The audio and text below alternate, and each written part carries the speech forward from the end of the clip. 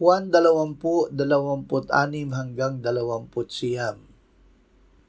Pagkaraan ng 8 araw ay muling nasa loob ng bahay ang kanyang mga alagad at kasama nila si Tomas.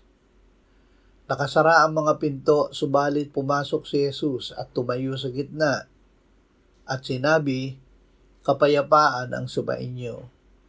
At sinabi niya kay Tomas, "Ilagay mo rito ang iyong daliri at tingnan mo ang aking mga kamay.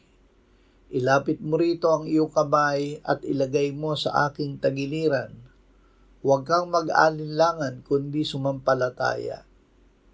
Sumagot si Tomas at sinabi sa kanya, "Panginoon ko at Diyos ko."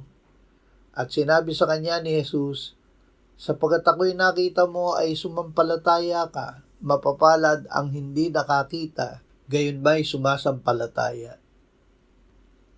Piliing sumampalataya araw-araw. Kailangan nating magpasya araw-araw. Makikinig ba ako sa aking nararamdaman o mamumuhay ayon sa pananampalataya? Sinabi ng Panginoong Hesus, "Mapapalad ang mga hindi nakakita, gayon may sumampalataya."